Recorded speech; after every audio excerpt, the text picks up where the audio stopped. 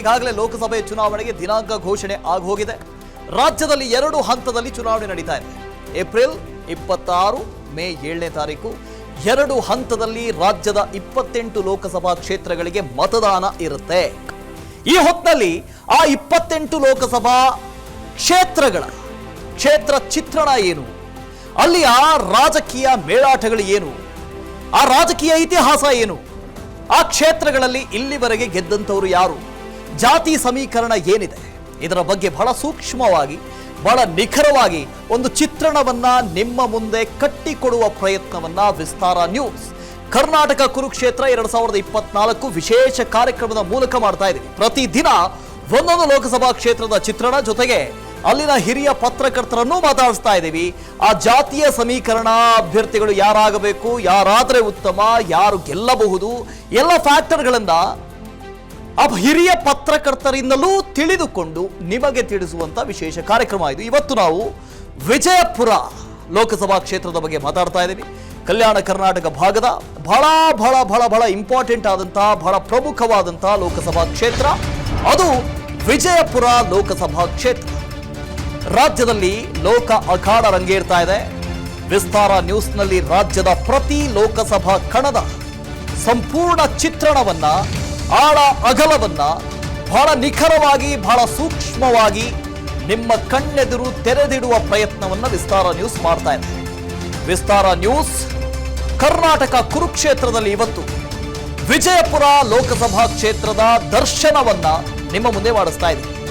ವಿಸ್ತಾರ ನ್ಯೂಸ್ನಲ್ಲಿ ರಾಜ್ಯದ ಪ್ರತಿ ಲೋಕಸಭಾ ಕಣದ ಸಂಪೂರ್ಣ ವಿಸ್ತಾರ ಮಂಥನವನ್ನ ನಿಮ್ಮ ಮುಂದೆ ತೆರೆದಿಡ್ತಾ ಇದ್ದೀನಿ.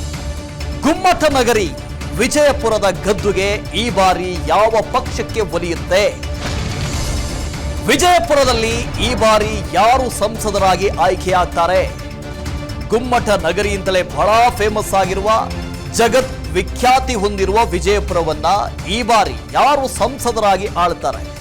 ಬಿಜೆಪಿ ಕಾಂಗ್ರೆಸ್ ಪಕ್ಷದ ನಾಯಕರಿಗೆ ಜಿದ್ದಾಜಿದ್ದಿನ ಕ್ಷೇತ್ರ ಇದು. ಬಿಜೆಪಿ ಅಭ್ಯರ್ಥಿಯಾಗಿ ಮತ್ತೊಮ್ಮೆ ರಮೇಶ್ ಜಿಗಜಿಣಗಿ ಕಣದಲ್ಲಿದ್ದಾರೆ. ಕಾಂಗ್ರೆಸ್ ಅಭ್ಯರ್ಥಿಯಾಗಿ ಅಖಾಡದಲ್ಲಿ ರಾಜು ಅಲಗೂರಿದ್ದಾರೆ. ಈಗಾಗಲೇ ವಿಜಯಪುರ ಲೋಕಸಭಾ ಕ್ಷೇತ್ರಕ್ಕೆ 2 ಪಕ್ಷಗಳಿಂದ ಅಭ್ಯರ್ಥಿಗಳನ್ನ ಖೈರು ಮಾಡಲಾಗಿದೆ, ಗೊತ್ತುಪಡಿಸಲಾಗಿದೆ. 2009ರಿಂದ ಈಚೆಗೆ 2009, 2014, 2019 ಹೀಗೆ ಸತತ 3 ಬಾರಿ ರಮೇಶ್ ಜಿಗಜಿಣಗಿ ಈ ಕ್ಷೇತ್ರದಲ್ಲಿ ಗೆಲುವಿನ ನಗೆ ಬೀರಿದ್ದಾರೆ. ಬಿಜೆಪಿಗೆ ಇಲ್ಲಿನ ಜನ ಜೈ ಎಂದಿದ್ದಾರೆ 3 ಚುನಾವಣೆಗಳಲ್ಲಿ. ಅದಕ್ಕಿಂತಲೂ ಹಿಂದೆ ಬಸವನಗೌಡ ಪಾಟೀಲ್ ಯತ್ನಾಳ್ 99ರಿಂದ 2004 ಹೀಗೆ 2 ಚುನಾವಣೆಗಳಲ್ಲಿ ಗೆದ್ದು ಬಿಗಿದ್ದಾರೆ. 2003ರಲ್ಲಿ ಕ್ಷೇತ್ರ ಪುನರ್ವಿಂಗಡಣೆ ಆಗುತ್ತೆ. 2004ರ ಹಂತಕ್ಕೆ ಬಂದಾಗ ಬಾಗಲಕೋಟೆ ಬೇರೆ, ವಿಜಯಪುರ ಬೇರೆ ಅಂತಾಗುತ್ತೆ. ಈ ಹಿಂದೆ ವಿಜಯಪುರ ಬಾಗಲಕೋಟೆ ಲೋಕಸಭಾ ಕ್ಷೇತ್ರ ಅಂತ ಇತ್ತು. ವಿಜಯಪುರದ ಒಂದಷ್ಟು ಜಿಲ್ಲೆಗಳನ್ನ ಬಾಗಲಕೋಟೆಗೆ ಸೇರಿಸಿಕೊಂಡು ಬಾಗಲಕೋಟೆ ಬೇರೆದ್ದೇ ಆದಂತಹ ಲೋಕಸಭಾ ಕ್ಷೇತ್ರ ಆಗುತ್ತೆ, ವಿಜಯಪುರ ಬೇರೆದ್ದೇ ಆದಂತಹ ಲೋಕಸಭಾ ಕ್ಷೇತ್ರ ಆಗತ್ತೆ. ಹಾಗಾಗಿ ಕ್ಷೇತ್ರ ಪುನರ್ವಿಂಗಡಣೆಯ ಬಳಿಕ ಈ ಕ್ಷೇತ್ರ ಎಸ್ಸಿ ಮೀಸಲು ಕ್ಷೇತ್ರ ಆಗುತ್ತೆ, ಪರಿಶಿಷ್ಟ ಜಾತಿ ಮೀಸಲು ಕ್ಷೇತ್ರ ಆಗುತ್ತೆ, ಎಸ್ಟಿ ರಿಸರ್ವ್ಡ್ ಕಾನ್ಸ್ಟಿಟ್ಯೂನ್ಸಿ. ಅದು 8 ಕ್ಷೇತ್ರಗಳು ಬರ್ತವೆ ವಿಧಾನಸಭಾ ಕ್ಷೇತ್ರಗಳು ಈ ಒಂದು ಲೋಕಸಭಾ ಕ್ಷೇತ್ರದಲ್ಲಿ. ಆದರೆ ಈ ವಿಧಾನಸಭಾ ಸೆಗ್ಮೆಂಟ್ಗಳನ್ನು ನೋಡಿದಾಗ ಒಂದು ಸ್ವಲ್ಪ ಆಶ್ಚರ್ಯ ಆಗುತ್ತೆ. ಬಿಜೆಪಿ ಇದ್ರ ಬಗ್ಗೆ ನಿಜಕ್ಕೂ ಕನ್ಸರ್ನ್ ಅನ್ನ ತೆಗೆದುಕೊಳ್ಳಲೇಬೇಕಾಗಿದೆ. ಯಾಕೆ ಅಂದ್ರೆ ಒಟ್ಟು 8 ವಿಧಾನಸಭಾ ಕ್ಷೇತ್ರಗಳ ಪೈಕಿ 6ರಲ್ಲಿ ಕಾಂಗ್ರೆಸ್ ಗೆದ್ದಿದೆ. 6 ವಿಧಾನಸಭಾ ಕ್ಷೇತ್ರಗಳಲ್ಲಿ ಕಾಂಗ್ರೆಸ್ ಗೆದ್ದಿದೆ. ಅದನ್ನ ಇಲ್ಲಿ ಗಮನಿಸಲೇಬೇಕು. ಒಂದು ಕಡೆಯಿಂದ ಮುದ್ದೇಬಿಹಾಳ ಬರುತ್ತೆ, ದೇವರ ಹಿಪ್ಪರಗಿ ಬರುತ್ತೆ, ಬಸವನ ಬಾಗೇವಾಡಿ ಬರುತ್ತೆ, ಬಬಲೇಶ್ವರ ಬರುತ್ತೆ, ಬಿಜಾಪುರ ಸಿಟಿ ಬರುತ್ತೆ, ನಗ್ತಾನ್ ಬರುತ್ತೆ, ಇಂಡಿ ಬರುತ್ತೆ, ಸಿಂದಗಿ ಬರುತ್ತೆ. ಹೀಗೆ 8 ವಿಧಾನಸಭಾ ಕ್ಷೇತ್ರಗಳು ಈ ಒಂದು ಲೋಕಸಭಾ ಕ್ಷೇತ್ರದ ಒಳಗಡೆ ಬರುತ್ತೆ. ಈ ಪೈಕಿ 6 ಕ್ಷೇತ್ರಗಳಲ್ಲಿ ಕಾಂಗ್ರೆಸ್ ಗೆದ್ದಿದೆ. ಬಿಜೆಪಿ 1, ಜೆಡಿಎಸ್ 1, ಕೇವಲ 2 ಕ್ಷೇತ್ರಗಳಲ್ಲಿ ಮಾತ್ರ ಮೈತ್ರಿ ಗೆದ್ದುಕೊಂಡಿದೆ. ಅದರಲ್ಲಿ ವಿಜಯಪುರ ಸಿಟಿ ಒಂದಿದೆ, ವಿಜಯಪುರ ನಗರ. ಅದನ್ನ ಈಗಾಗಲೇ ಹೇಳಿದ ರೀತಿಯಲ್ಲೇ ಯತ್ನಾಳ್ ಗೆದ್ದುಕೊಂಡಿದ್ದಾರೆ. ಇನ್ನೊಂದು ಕ್ಷೇತ್ರದಲ್ಲಿ ಜೆಡಿಎಸ್ ಗೆದ್ದಿದೆ, ಅದು ದೇವರ ಹಿಪ್ಪರಿಗೆಯಲ್ಲಿ ರಾಜುಗೌಡ ಪಾಟೀಲ್. ಈ 2 ಕ್ಷೇತ್ರಗಳನ್ನು ಹೊರತುಪಡಿಸಿದ್ರೆ ಈ ಲೋಕಸಭಾ ಕ್ಷೇತ್ರದಲ್ಲಿ ಉಳಿದ 6 ಕ್ಷೇತ್ರಗಳನ್ನು ಕಾಂಗ್ರೆಸ್ ಈ ಬಾರಿ ವಿಧಾನಸಭಾ ಚುನಾವಣೆಯಲ್ಲಿ ಕ್ಲೀನ್ ಸ್ವೀಪ್ ಮಾಡಿದೆ. ಹಾಗಾಗಿ ಈ ಲೋಕಸಭಾ ಚುನಾವಣೆಯಲ್ಲೂ ಗೆದ್ದೇ ಗೆಲ್ತೀವಿ ಅನ್ನೋ ವಿಶ್ವಾಸದಲ್ಲಿದ್ದಾರೆ. ಆದರೆ ಈ ಹಿಂದಿನ ಟ್ರ್ಯಾಕ್ ರೆಕಾರ್ಡ್ ಅನ್ನು ನೋಡಿದ್ರೆ, ಬಿಜೆಪಿಯ ಟ್ರ್ಯಾಕ್ ರೆಕಾರ್ಡ್ ಅನ್ನು ನೋಡಿದ್ರೆ, ಮತ್ತೊಮ್ಮೆ ಬಿಜೆಪಿ ಇಲ್ಲಿ ಗೆಲ್ಲುವ ರೀತಿಯಲ್ಲಿ ಬಿಜೆಪಿಗೆ ಒಂದು ರೀತಿ ಆತ್ಮವಿಶ್ವಾಸ ಇದೆ. ಮತ್ತೊಮ್ಮೆ ರಮೇಶ್ ಜಿಗಜಿಣಗಿ ಅವರು ಬಿಜೆಪಿಯ ಅಭ್ಯರ್ಥಿಯಾಗಿದ್ದಾರೆ. ಒಮ್ಮೆ ಅಭ್ಯರ್ಥಿಗಳನ್ನು ನೋಡ್ಕೊಂಡು ಬಿಡೋಣ. ಅಭ್ಯರ್ಥಿ ಈಗಾಗಲೇ ಅಖೈರಾಗಿದ್ದಾರೆ. ರಮೇಶ್ ಜಿಗಜಿಣಗಿ ಅವರಿಗೆ ಅಲ್ಲಿ ಬಹಳ ವಿರೋಧ ಇತ್ತು. ಈ ಬಾರಿಯಲ್ಲಿ ಅಭ್ಯರ್ಥಿಯನ್ನ ಬದಲಾವಣೆ ಮಾಡಬೇಕು ಅಂತ ಕೇಳ್ತಾ ಇದ್ರು. ಆದರೆ ಕೊನೆಯ ಸಂದರ್ಭದಲ್ಲಿ ಮತ್ತೊಮ್ಮೆ ರಮೇಶ್ ಜಿಗಜಿಣಗಿ ಅವರಿಗೆ ಅಲ್ಲಿ ಟಿಕೆಟ್ ಅನ್ನು ಕೊಡಲಾಗಿದೆ. ಆಗಲೇ ಹೇಳಿದ ರೀತಿಯಲ್ಲೇ ಎಸ್ಸಿ ಮೀಸಲು ಕ್ಷೇತ್ರ ಇದು. 2004ರಲ್ಲಿ ಕ್ಷೇತ್ರ ಪುನರ್ವಿಂಗಡಣೆಯ ಬಳಿಕ ಎಸ್ಸಿ ಮೀಸಲು ಕ್ಷೇತ್ರ ಆಗುತ್ತೆ ಇದು. ವಿಜಯಪುರದಿಂದ ಬಾಗಲಕೋಟೆಯನ್ನ ಬೇರ್ಪಡಿಸ್ತಾರೆ, ಜಿಲ್ಲೆಯನ್ನೇ ಬೇರ್ಪಡಿಸ್ತಾರೆ. ಅದಾದ ಬಳಿಕ ಇಲ್ಲಿ ಎಸ್ಸಿ ಮೀಸಲು ಕ್ಷೇತ್ರ ಇದ್ದಿದ್ರಿಂದ ಯತ್ನಾಳ್ ಅವರ ಬದಲಾಗಿ ರಮೇಶ್ ಜಿಗಜಿಣಗಿ ಅವರು ಗೆಲ್ತಾನೆ ಬಂದಿದ್ದಾರೆ. 2009ರ ಚುನಾವಣೆ ಯುಪಿಎ ಸರ್ಕಾರ ಇದ್ದಂಥ ಸಂದರ್ಭದಲ್ಲೂ ಕೂಡ ರಾಜ್ಯದಲ್ಲಿ, ಅದರಲ್ಲೂ ವಿಜಯಪುರ ಲೋಕಸಭಾ ಕ್ಷೇತ್ರದಲ್ಲಿ ರಮೇಶ್ ಜಿಗಜಿಣಗಿ ಸ್ಪರ್ಧೆ ಮಾಡಿ ಗೆದ್ದಿದ್ರು. ಅದಾದ ಬಳಿಕ 2014ರಲ್ಲಿ ಮೋದಿ ಅಲೆ ಅಂತ ಕರಿತಿರೋ, ಅದು ಒಂದು ಚೇಂಜ್ ಅನ್ನ ಜನ ಬಯಸ್ತಾ ಇದ್ರು ಅಂತ ಕರಿತಿರೋ, ಆಗ ಮತ್ತೊಮ್ಮೆ ರಮೇಶ್ ಜಿಗಜಿಣಗಿ ಗೆದ್ರು. ಇನ್ನು 2019ರಲ್ಲಿ ಪ್ರಬಲವಾದ ಈ ಪ್ರೋ ಇನ್ಕಂಬನ್ಸಿ ಅಂತ ಕರಿತೀವಲ್ಲ, ಆಡಳಿತ ಪರವಾದ ಅಲೆ, ಆ ಅಲೆಯಿಂದಾಗಿ ಗೆದ್ರು ಅಂತಲೂ ನೀವು ಕರಿಬಹುದು. ಹಾಗಾಗಿ ಈ 3 ಚುನಾವಣೆಗಳಲ್ಲಿ ಸತತವಾಗಿ ರಮೇಶ್ ಜಿಗಜಿಣಗಿ ಗೆದ್ದಿದ್ದಾರೆ. ಈ ಬಾರಿಯೂ ಅವರೇ ಅಲ್ಲಿನಿಂದ ಸ್ಪರ್ಧೆ ಮಾಡ್ತಾ ಇದ್ದಾರೆ. ಇನ್ನು ಕಾಂಗ್ರೆಸ್ನಿಂದ ಯಾರು? ರಾಜು ಅಲ್ಗೂರ್. ಕಾಂಗ್ರೆಸ್ ರಾಜು ಅಲ್ಗೂರ್ ಅವ್ರನ್ನ ಸ್ಪರ್ಧೆಗೆ ಇಳಿಸಿದೆ, ಅಖಾಡಕ್ಕೆ ಇಳಿಸಿದೆ. ಆಗಲೇ ಹೇಳಿದ ರೀತಿಯಲ್ಲೇ ಎಸ್ಸಿ ಮೀಸಲು ಕ್ಷೇತ್ರ ಆಗಿರೋದ್ರಿಂದ ಪರಿಶಿಷ್ಟ ಜಾತಿ ಆ ಸಮುದಾಯದಿಂದ ಬರುವ ಪ್ರಬಲ ನಾಯಕ ರಾಜು ಅಲ್ಗೂರು ಇವರನ್ನ ಈ ಬಾರಿ ಕಾಂಗ್ರೆಸ್ ಅಭ್ಯರ್ಥಿಯನ್ನಾಗಿ ಅಖೈರು ಮಾಡಿದೆ, ಘೋಷಣೆ ಮಾಡಿದೆ. ವಿಧಾನಸಭಾ ಚುನಾವಣೆಯಲ್ಲಿ ಈ ಭಾಗದಲ್ಲಿ ಕಾಂಗ್ರೆಸ್ ತೋರಿಸುವಂತಹ ಪರ್ಫಾರ್ಮೆನ್ಸ್ ಅನ್ನು ನೀವು ನೋಡಿದ್ರೆ ಎಲ್ಲ ಒಂದು ಕಡೆ ಬಿಜೆಪಿಗೆ ಸ್ವಲ್ಪ ಇಲ್ಲಿ ಹಿನ್ನಡೆ ಆಗುವ ಸಾಧ್ಯತೆಗಳು ಕೂಡ ವಿಧಾನಸಭಾ ಚುನಾವಣೆಯಲ್ಲಿ ಕಾಂಗ್ರೆಸ್ ತೋರಿರುವ ಪರ್ಫಾರ್ಮೆನ್ಸ್ ನ ಆಧಾರದಲ್ಲಿ ಕಾಣೋದಕ್ಕೆ ಸಿಗುತ್ತೆ. ಆಗಲೇ ಹೇಳಿದೆ ನಾನು, ವಿಧಾನಸಭಾ ಕ್ಷೇತ್ರಗಳ ಪೈಕಿ ಒಟ್ಟು 8 ವಿಧಾನಸಭಾ ಕ್ಷೇತ್ರಗಳು ಬರ್ತವೆ. ಆ ಕ್ಷೇತ್ರಗಳಲ್ಲಿ ಬಿಜೆಪಿ 8ರ ಪೈಕಿ ಗೆದ್ದಿರೋದು ಒಂದೇ. ಲೋಕಸಭಾ ಕ್ಷೇತ್ರವನ್ನ ಸತತ ಒಟ್ಟು 3+2 5 ಚುನಾವಣೆಗಳಲ್ಲಿ ಬಿಜೆಪಿ ಗೆದ್ದುಕೊಂಡಿದೆ. 1999ರ ಚುನಾವಣೆಯಲ್ಲಿ ಯತ್ನಾಳ್ ಗೆದ್ದಿದ್ರು. 2004ರಲ್ಲೂ ಗೆದ್ರು, 2 ಬಾರಿ ಸತತವಾಗಿ ಗೆದ್ದಿದ್ದಾರೆ ಯತ್ನಾಳ್. ಅದಾದ ಬಳಿಕ ರಮೇಶ್ ಜಿಗಜಿಣಗಿ ಅವರು 3 ಬಾರಿ ಸತತವಾಗಿ ಗೆದ್ದಿದ್ದಾರೆ. ಅದರ ಅರ್ಥ ಒಟ್ಟು ಈ ಹಿಂದಿನ 5 ಚುನಾವಣೆಗಳಲ್ಲಿ ಬಿಜೆಪಿ ಸತತವಾಗಿ ಈ ಕ್ಷೇತ್ರವನ್ನ ಗೆದ್ದುಕೊಳ್ತಾ ಬಂದಿದೆ. ಅದರ ಅರ್ಥ ಇದು ಬಿಜೆಪಿಯ ಬಹಳ ಪರ್ಮನೆಂಟ್ ಆದಂತಹ ಗದ್ದುಗೆ, ಅದು ಬಹಳ ಭದ್ರವಾಗಿದೆ ಬಿಜೆಪಿ ಅಂತ ಹೇಳೋ ರೀತಿಯಲ್ಲೂ ಇಲ್ಲ. ಸ್ವಲ್ಪ ಅರ್ಬನ್ ಪಾಪ್ಯುಲೇಷನ್ ನಿಮಗೆ ಬಿಜೆಪಿಗೆ ಸಿಗಬಹುದು. ಆ ಪಾಪ್ಯುಲೇಷನ್ ಅದು ಕೂಡ ವಿಜಯಪುರ ಸಿಟಿ ಭಾಗದಲ್ಲಿ ಸಿಗಬಹುದು, ನಗರ ಭಾಗದಲ್ಲಿ ಸಿಗಬಹುದು. ಅದನ್ನು ಹೊರತುಪಡಿಸಿದಂತೆ ಉಳಿದ ವಿಧಾನಸಭಾ ಕ್ಷೇತ್ರಗಳನ್ನ ಈ ಬಾರಿ ಕಾಂಗ್ರೆಸ್ ಗೆದ್ದುಕೊಂಡಿರೋದ್ರಿಂದ ಆ ಫ್ಯಾಕ್ಟರ್ ಬಹಳ ಗಟ್ಟಿಯಾಗಿ ವರ್ಕ್ ಆಗುವಂತ ಸಾಧ್ಯತೆ ಇದೆ. ಅದರಲ್ಲೂ ನೀವು ಗ್ರಾಮೀಣ ಭಾಗದಲ್ಲಿ ಗ್ಯಾರಂಟಿಗಳು ವರ್ಕ್ ಆಗುತ್ತೆ ಅಂತ ನಾವು ಪದೇ ಪದೇ ಹೇಳ್ತಾ ಇದೀವಲ್ಲ, ಅದೇ ರೀತಿ ಈ ವಿಜಯಪುರ ಲೋಕಸಭಾ ಕ್ಷೇತ್ರದಲ್ಲೂ ಕೂಡ ಗ್ರಾಮೀಣ ಭಾಗದಲ್ಲಿ ಸಾಕಷ್ಟು ಹೆಚ್ಚಿನ ಮತದಾರರು ಇದ್ದಾರೆ. ಹಾಗಾಗಿ ಈ ಗ್ಯಾರಂಟಿ ವರ್ಕ್ ಆಗುವಂತ ಸಾಧ್ಯತೆನೂ ಇದೆ. ಇನ್ನು ಇಲ್ಲಿನ ಅಭ್ಯರ್ಥಿಗಳ ಪ್ಲಸ್ಸು ಮೈನಸ್ಸು ಏನು ಅಂತ ನೋಡೋಣ. ರಮೇಶ್ ಜಿಗಜಿಣಗಿ ಅವರು, ಇವರ ಪ್ಲಸ್ ಪಾಯಿಂಟ್ ಏನು? ಮತದಾರರ ಜೊತೆಗೆ ಉತ್ತಮ ಬಾಂಧವ್ಯ ಇದೆ ಅಂತ. ಸತತ 3 ಬಾರಿ ಗೆದ್ದಿದ್ದಾರೆ, 15 ವರ್ಷ ಸಂಸದರಾಗಿದ್ದಾರೆ. ಅದರಲ್ಲಿ 10 ವರ್ಷ ಇವರದ್ದೇ ಸರ್ಕಾರ ಇದೆ. NDA ಸರ್ಕಾರದಲ್ಲಿ ಇವರು ಸಚಿವರಾಗಬೇಕು ಅಂತ ಇದ್ರು, ಸಚಿವರಾಗಲಿಲ್ಲ, ಹೋಗಲಿ. ಆದರೆ ಸಂಸದರಾದರು. ಹಾಗಾಗಿ ಕ್ಷೇತ್ರದ ಅಭಿವೃದ್ಧಿಗೆ ಹೆಚ್ಚಿನ ಒತ್ತನ್ನು ಕೊಟ್ಟಿದ್ದಾರೆ ಅನ್ನೋದು ಕೂಡ ಇದೆ. ಇದೆಲ್ಲವೂ ಕೂಡ ಪ್ಲಸ್ ಪಾಯಿಂಟ್ ಅವರಿಗಿರೋದು. ಹೆದ್ದಾರಿಗಳನ್ನು ನಿರ್ಮಾಣ ಮಾಡಿದ್ದಾರೆ, ಮೇಲ್ಸೇತುವೆ ತ್ವರಿತಗತಿಯಲ್ಲಿ ಕಾಮಗಾರಿಗಳಾಗಿದ್ದಾವೆ. ಏರ್ಪೋರ್ಟ್ ವಿಜಯಪುರದಲ್ಲಿ ಉಳಿಸ್ಕೊಳ್ಳೋದಕ್ಕೆ ಆಸಕ್ತಿ ತೋರಿದ್ದಾರೆ. ವಿಜಯಪುರದಲ್ಲಿ ಒಂದು ಹೊಸ ಏರ್ಪೋರ್ಟ್ ಮಾಡ್ತೀನಿ ಅಂತ ಹೇಳುವಂಥ ಕನಸನ್ನ ಕಂಡಿದ್ದಾರೆ. ಯಾವುದೇ ವಿವಾದಗಳನ್ನು ಮೈ ಮೇಲೆ ಎಳೆದುಕೊಂಡಿಲ್ಲ, ಯಾವುದನ್ನು ಹೇರ್ಕೊಂಡಿಲ್ಲ. ಹಾಗಾಗಿ ವಿವಾದಗಳಿಂದ ಅತೀತರಾಗಿದ್ದಾರೆ ಇವರು ಅನ್ನೋದು ಕೂಡ ಒಂದು ದೊಡ್ಡ ಪ್ಲಸ್ ಪಾಯಿಂಟ್ ಆಗುತ್ತೆ. ಎಲ್ಲದಕ್ಕಿಂತ ಹೆಚ್ಚಾಗಿ 15 ವರ್ಷ ಇವರ ಆಳ್ವಿಕೆಯಲ್ಲಿ 10 ವರ್ಷ ಇವರದ್ದೇ ಸರ್ಕಾರ ಕೇಂದ್ರದಲ್ಲಿ ಅಧಿಕಾರವನ್ನು ಮಾಡ್ತಾ ಇತ್ತು. NDA ಸರ್ಕಾರವೇ ಕೇಂದ್ರದಲ್ಲಿ ಅಧಿಕಾರವನ್ನು ಮಾಡ್ತಾ ಇತ್ತು. ಹಾಗಾಗಿ ಈ ರಸ್ತೆ, ಹೆದ್ದಾರಿ, ಮೇಲ್ಸೇತುವೆ ಇವುಗಳ ಕಾಮಗಾರಿಗಳನ್ನ ಮಾಡಿದ್ದಾರೆ, ಇಲ್ಲ ಅಂತ ಹೇಳಂಗಿಲ್ಲ. ಮೈನಸ್ ಪಾಯಿಂಟ್ ಏನು? ಸ್ವಪಕ್ಷದಲ್ಲೇ ಅಸಮಾಧಾನದ ಹೊಗೆ. ನಾನಾಗಲೇ ಹೇಳಿದೆ, ಈ ಟಿಕೆಟ್ ಹಂಚಿಕೆಯ ಸಂದರ್ಭದಲ್ಲೇ ಈ ಬಾರಿ ರಮೇಶ್ ಜಿಗಜಿಣಗಿ ಅವರಿಗೆ ಟಿಕೆಟ್ ಕೊಡೋದು ಬೇಡ, ಈ ಸಲ ಕೊಡಬಾರ್ದು, ಹೊಸ ಅಭ್ಯರ್ಥಿಗಳಿಗೆ ಕೊಡಿ. ಹೇಗೂ ಭದ್ರಕೋಟೆ ಅಂತ ಹೇಳ್ತೀರಿ, 5 ಬಾರಿ ಗೆದ್ದಿದ್ದಾರೆ ಸತತವಾಗಿ. ಹಾಗಾಗಿ ಸಾಮಾನ್ಯ ಕಾರ್ಯಕರ್ತರು ಅದೇ ಸಮುದಾಯದಿಂದ ಯಾರಾದರೂ ಇದ್ರೆ ಅವರು ಕೊಡಿ, ಸಾಮಾನ್ಯ ಕಾರ್ಯಕರ್ತರಿಗೆ ಕೊಡಿ ಅನ್ನೋವಂಥ ಕೂಗು ಕೂಡ ಬಹಳ ಜೋರಾಗಿತ್ತು. ಆದರೆ ಕಡೆ ಕ್ಷಣದಲ್ಲಿ ಟಿಕೆಟ್ ಅನ್ನ ಗಿಟ್ಟಿಸಿಕೊಳ್ಳೋದ್ರಲ್ಲಿ ಜಿಗಜಿಣಗಿಯವರು ಯಶಸ್ವಿಯಾದರು. ಇದು ಮತದಾರರ ಜೊತೆಗೆ ಅಂತರ ಕಾಯ್ದುಕೊಂಡ ಆರೋಪ ಇವರ ಮೇಲಿದೆ. ಸಂಸದರು ಅಂತ ಹೇಳಿದ ತಕ್ಷಣನೇ ಒಂದು ದೊಡ್ಡ ಆರೋಪ ಅವ್ರ ಮೇಲೆ ಬರೋದು, ಮತದಾರರಿಂದ ಅಂತರ ಕಾಯ್ದುಕೊಳ್ತಾರೆ ಇವರು ಅಂತ. ಅವರ ಹೆಚ್ಚಿನ ಬಿಸ್ನೆಸ್ ಎಲ್ಲ ದೆಹಲಿಯಲ್ಲಿರೋದ್ರಿಂದಾಗಿ, ವ್ಯವಹಾರಗಳು ದೆಹಲಿಯಲ್ಲಿರೋದ್ರಿಂದಾಗಿ ಇಲ್ಲಿ ಸಾಮಾನ್ಯ ಕಾರ್ಯಕರ್ತರ ಜೊತೆಗೆ ಹೋಗೋದಕ್ಕೆ ಸಾಧ್ಯ ಆಗೋದಿಲ್ಲ ಅಂತ. ಅದರ ಜೊತೆಗೆ ನಾನಾಗಲೇ ಹೇಳಿದ ರೀತಿಯಲ್ಲಿ ಒಂದು ಲೋಕಸಭಾ ಕ್ಷೇತ್ರ ಅಂತ ಹೇಳಿದ್ರೆ ಬಹಳ ದೊಡ್ಡದಾಗಿರುತ್ತೆ, ವ್ಯಾಪ್ತಿ ದೊಡ್ಡದಾಗಿರುತ್ತೆ, ಜನಸಂಖ್ಯೆ ದೊಡ್ಡದಾಗಿರುತ್ತೆ. ಒಟ್ಟು 8 ವಿಧಾನಸಭಾ ಕ್ಷೇತ್ರಗಳು ಬರ್ತವೆ. ಆ ಪ್ರತಿ ಮೂಲೆಗೂ ತಲುಪೋದಕ್ಕೆ ಸಾಧ್ಯ ಆಗೋದಿಲ್ಲ. ಹಾಗಾಗಿ ಆ ಒಂದು ಮೈನಸ್ ಪಾಯಿಂಟ್ ಕೂಡ ಜಿಗಜಿಣಿಗೆಯವರಿಗಿದೆ. ಇನ್ನು ರಾಜು ಅಲುಗುರು ಇವರ ಪ್ಲಸ್ ಪಾಯಿಂಟ್ ಏನು? ಕಾಂಗ್ರೆಸ್ ಪಕ್ಷದ ವರಿಷ್ಠರೊಂದಿಗೆ ಉತ್ತಮ ನಂಟು ಹೊಂದಿದ್ದಾರೆ ಅಂತ.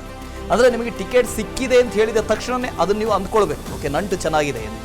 ಜಿಲ್ಲೆಯಲ್ಲಿ ಪ್ರಭಾವಿ ಸಚಿವ MB ಪಾಟೀಲ್ ಆಪ್ತ ಇವರು. ಹಾಗಾಗಿ ಬಬಲೇಶ್ವರದಿಂದ MB ಪಾಟೀಲ್ ಅವರು ಗೆದ್ದು ಬಂದಿದ್ದಾರೆ. ಈ ಹಿಂದೆ ಸ್ಪರ್ಧೆ ಮಾಡಿದ್ರು ವಿಜಯಪುರದಕ್ಕೂ ಕೂಡ, ಆವಾಗ ಆ ಸಂದರ್ಭದಲ್ಲಿ ಸೋತಿದ್ರು, ಹೋಗ್ಲಿ.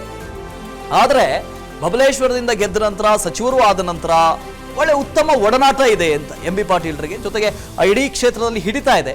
ಅವರ ಸ್ನೇಹಿತರಾಗಿರೋದ್ರಿಂದಾಗಿ ಇವರಿಗೊಂದು ದೊಡ್ಡ ಪ್ಲಸ್ ಪಾಯಿಂಟ್ ಆಗುತ್ತೆ ಇದು. ಇನ್ನು ಪಕ್ಷಾತೀತವಾಗಿ, ಜಾತ್ಯಾತೀತವಾಗಿ ಎಲ್ಲರೊಂದಿಗೂ ಸ್ನೇಹವನ್ನು ಬೆಳೆಸಿದ್ದಾರೆ.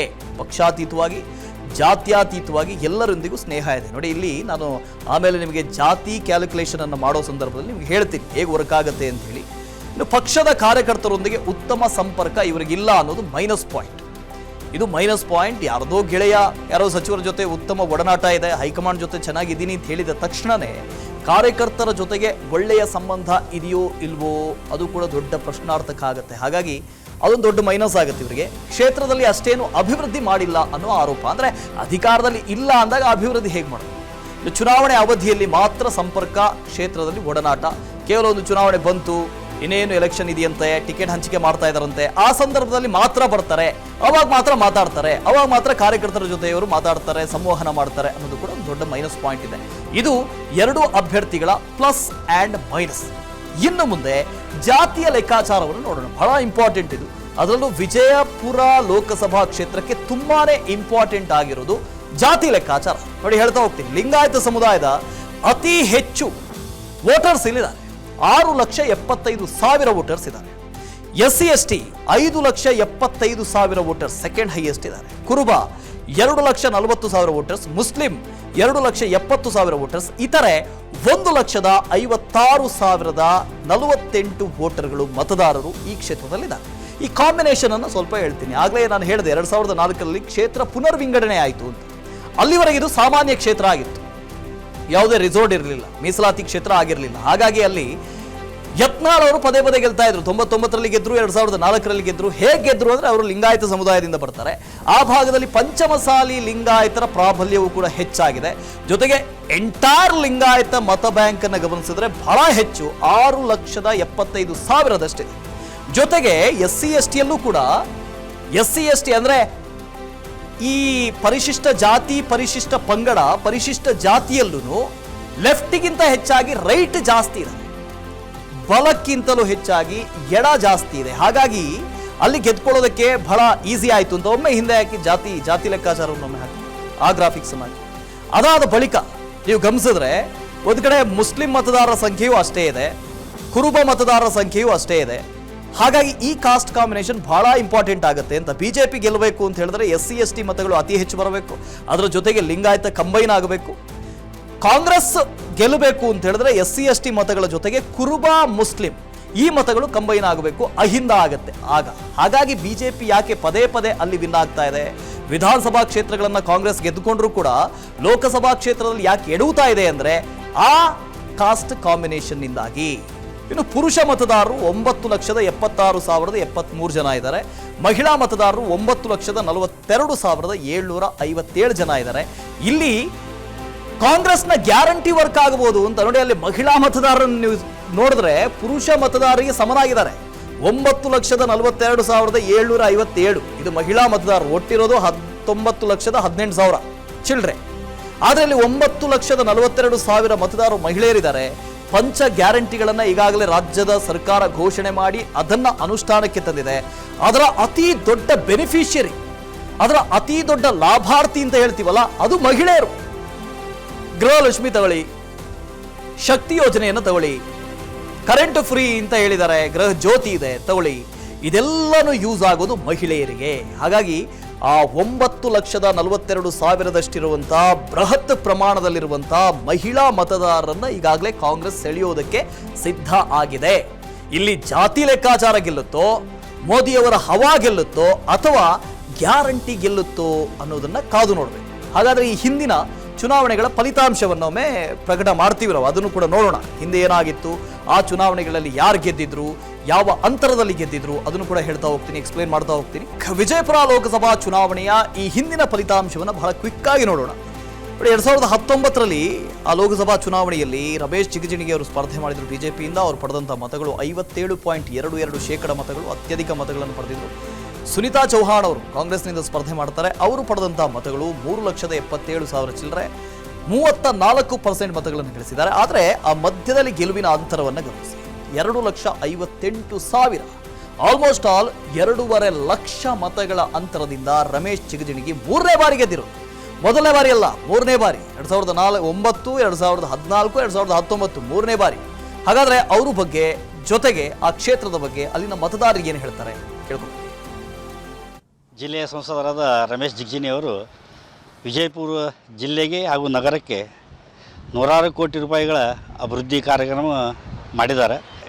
ಯಾವುದೇ ಕೆಲಸಗಳಿರಲಿ ತಮ್ಮ ಹೆಸರು ಎಲ್ಲಿ ಹಾಕಿಸೋದಿಲ್ಲ.